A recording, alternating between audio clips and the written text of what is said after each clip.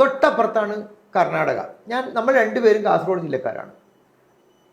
നമ്മളെ കാസർഗോഡ് ജില്ലയിലെ ഏറ്റവും നിർഭാഗ്യകരമായ സംഭവങ്ങളിൽ ഒന്ന് മധുര ഓർക്കുണ്ടോർ 2017 ചൂരി പള്ളിയിൽ വെച്ച് റിയാസ് മൗലവിനെ 3 RSSകാർ കൊല്ലുന്നു. അതെന്ന് പറയുന്നത് 2017 മാർച്ചിലാണ്. 2011-ന്റെയും 2017-ന്റെ ഇടയിൽ അതിന് 3 ചെറുപ്പക്കാരെ കാസർഗോഡ് കൊന്നിട്ടുണ്ട്. ഈ റിയാസ് മൗലവിനെ കൊന്ന പ്രതികൾ 7 വർഷവും 7 മാസവുമാണ് ജയിലിൽ കിടന്നത്. പിന്നെ കോടതി അവരെ വെറുതെ വിട്ടു. അതിനെതിരെ നമുക്ക് വിമർശനം ഉണ്ടായിരുന്നു, ശക്തമായ വിമർശനം ഉണ്ടായിരുന്നു. അപ്പീൽ ഹൈക്കോടതിയിൽ നിൽക്കുന്നുണ്ട്. അവർ വിചാരണ തടവുകാരെ 7 കൊല്ലം അവർ ജയിലിടാനുണ്ടായ ഒരേ ഒരു കാരണം കേരളത്തിലായത് കൊണ്ട് മാത്രമാണ്. പിണറായി വിജയൻ ആഭ്യന്തര വകുപ്പ് ഭരിക്കുന്നതുകൊണ്ടാണ്. നിങ്ങൾ സംഘി പിണറായി അല്ലെങ്കിൽ സംഘി പോലീസിന് വിശേഷം പറയുന്നുണ്ടല്ലോ. അതിനു മുമ്പ് ഉമ്മൻചാണ്ടി, ഞാൻ അന്ന് മുസ്ലിം ലീഗുകാരനാണ്, ഉമ്മൻചാണ്ടി മുഖ്യമന്ത്രിയായ ഘട്ടത്തിൽ 2017-ന്റെയും 2011-ന്റെയും 2017-ന്റെ ഇടയിൽ അതേ പോലീസ് സ്റ്റേഷന്റെ പരിധിയിൽ 3 കൊലപാതകം നടന്നിരുന്നു. സാബിത്ത്, റാഷിദ്, സൈൻ ലാബിദി. ഇവരെ 3 ആളെ പ്രതികൾ 90 ദിവസത്തിനപ്പുറം ജയിലിൽ കിടന്നിട്ടില്ല. പലർക്ക് 60 ദിവസം കൊണ്ട് ജാമ്യം കിട്ടിയിട്ടുണ്ട്. ഞാൻ അന്ന് ഒരു ഘട്ടത്തിൽ ഈ സൈൻ ലാബിദിന്റെ കേസിൽ ഞാൻ പ്രോസിക്യൂട്ടർ ആയിരുന്നു.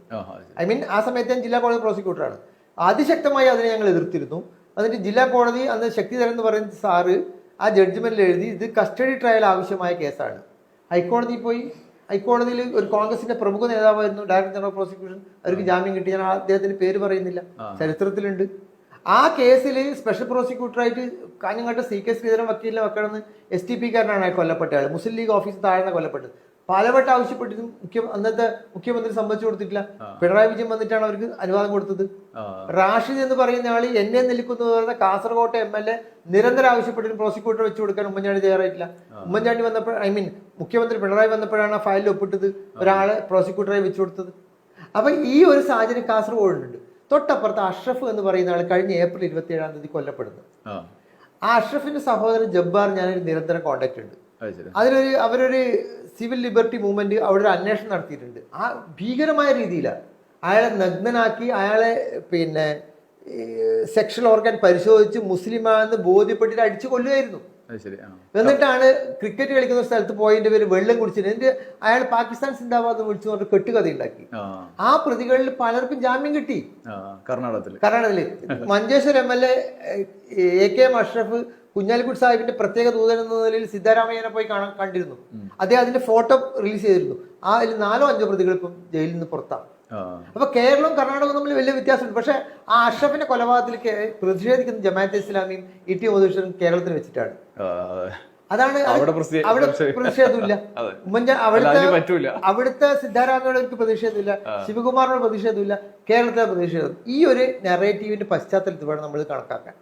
അപ്പം മത നേതാക്കള് അംബേദ്കർ വളരെ വ്യക്തമായിട്ട് ജനാധിപത്യത്തെ കുറിച്ച് പറയുന്ന ഘട്ടങ്ങളിൽ പറയുന്നുണ്ട്, മതം വോട്ടെടുപ്പിൽ ഒരു ഗണനീയമായ സ്ഥാനം ലഭിക്കുന്ന സമയത്ത് ജനാധിപത്യം ദുർബലപ്പെടും. മത നേതാക്കളെല്ലാം ഒപ്പിട്ടിട്ട് എൻ്റെ സമുദായത്തിൽപ്പെട്ട ഒരാൾ ഒരു കുറ്റകൃത്യം ചെയ്താൽ അയാൾ നിങ്ങൾ വെറുതെ വിടണമെന്ന് ഗവൺമെന്റിൽ മതത്തിന്റെ പേരിൽ സമ്മർദ്ദം ചെലുത്തിയാൽ കൗണ്ടർ കമ്മ്യൂണിസം എന്ന് പറഞ്ഞ സംഗതിയുണ്ട്. Every action there is equal and opposite reaction എന്ന് പറയുന്ന ന്യൂട്ടന്റെ 3rd ലോ സോഷ്യോളജിയിൽ അപ്ലിക്കബിൾ ആണ്.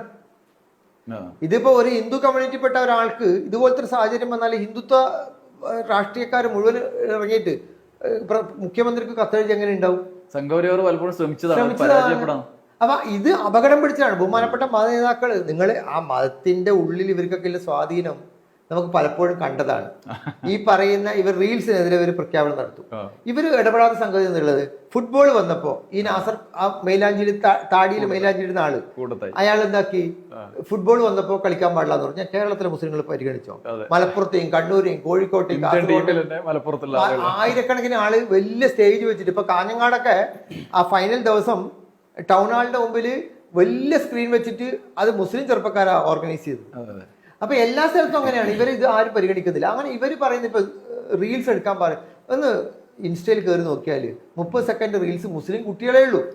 സൂംബ ഡാൻസ് മലപ്പുറം ജില്ലയിലെ ഒട്ടുമിക്ക ഗ്രാമങ്ങളിലും ഓൺലൈനിലായും ഓഫ്ലൈനായിട്ട് മുസ്ലിം സ്ത്രീകളെ സൂംബ ഡാൻസ് പഠിപ്പിക്കുന്ന നിരവധി ട്രെയിനർമാരുണ്ട്.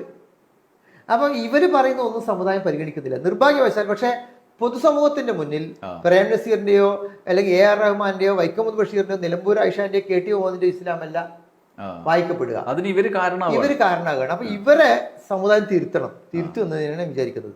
ഇത് അപകടം പിടിച്ച പോക്കാണ്. നമ്മൾ ഓരോ ഇസ്ലാം മതത്തിൽ വിശ്വസിക്കുന്ന അല്ലെങ്കിൽ ഇസ്ലാമിൽ ജനിച്ച ഓരോരുത്തരും ഇത് കൃത്യമായി അവരുടെ നിലപാട് വെളിപ്പെടുത്തണം. ഈ ആൾക്കാരുടെ കൂട്ടത്തിൽ ഞങ്ങളില്ല. ഈ താലിബാൻ ബോധമുള്ളവർ ഇപ്പം സ്ത്രീകൾക്ക് ഇപ്പം ഇത് അടിസ്ഥാനപരമായി സ്ത്രീ വിരുദ്ധതയാണ്.